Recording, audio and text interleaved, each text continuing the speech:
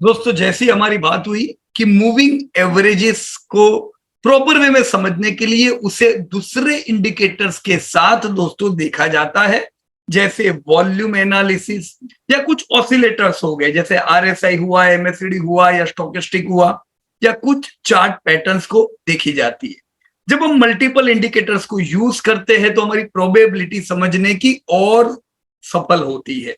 सबसे पहले जैसे यहां पे हम एक वॉल्यूम एनालिसिस का एक एग्जांपल देखते हैं।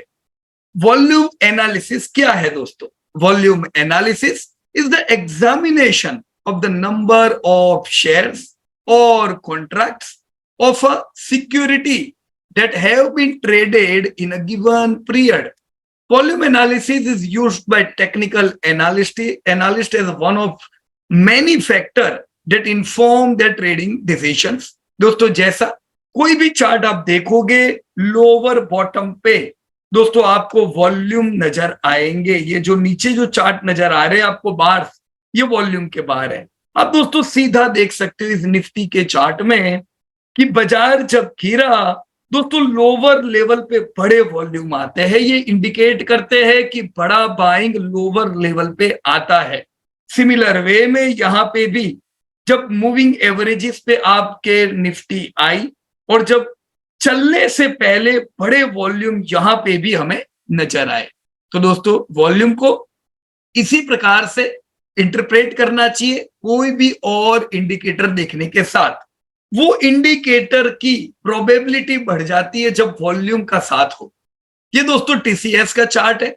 अब जैसे कुछ कंपनियां नई आईपीओ में आती है दोस्तों, कंपनियों पे लॉन्ग टर्म बड़े निवेशक भरोसा रखते हैं। अगर कंपनी भरोसे के लायक हो, जब आईपीओ आता है तो दोस्तों इन्वेस्टर्स एनालिस्ट एनालिसिस करते हैं कि लॉन्ग टर्म के लिए सेक्टर कैसा है, क्या कंपनी लॉन्ग टर्म में अगर सेक्टर अच्छा है तो बिजनेस को बढ़ाने का फायदा उठा पाएगी कि नहीं।